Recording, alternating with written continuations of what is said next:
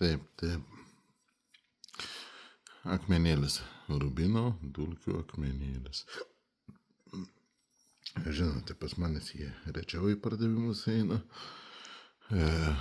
Šiaip į aukcionus dar rečiau, nes jų kaip ir karts būna, kad trūkstų dažnai, bet vat, kai kas šiem akmenėliui negerai. Šiam akmenėliui, kai ėmiau, pačiam iš rankos iškrito ir išdužo kamputis. Tai žodžiu, kaip visada sakydavau, šitie akmenys galima sudaužyti, o ne sudėvėti. Tai man čia porą akmenėlių iškrito, žodžiu, ir išdužo, aišku, tai galandinimų įtakos dabar neturi. Čia tas kampelis, galima ir ant tos pusės galąsti visus galandinimus daryti. Šiaip jis yra labai, labai fainas, labai, kai sakant, švelnus, 3000 greitų, nesugadinasi peilio, labai neišsivaikšto iš kampų.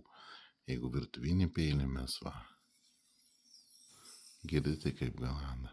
Ir apsiverčiam atgal. Taip, stengtis kuo labiau vienodesnį kampą išlaikyti. Nereikia daug galąsti, nereikia skubėti, reikia tiksliai. Tai žodžiu, matot, iš karto ima galąstuvus, iš karto palieka truputį jau anglies. Jeigu tokius peilius, sakykime, filiavimo peiliai, toliau kas mažiukai peiliai virtuvės, lenktiniai, medžiokliniai, jie galandasi tik tai taip. Aišku, medžiokliniai jau čia norėtus grubesnė, jau būtent su šito, bet žvejybai drąsiai cikt, maistui pjaustyti, tai tokie visokie taip.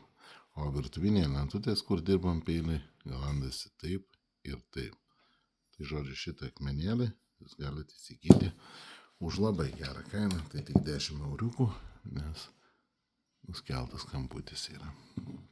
Jamam.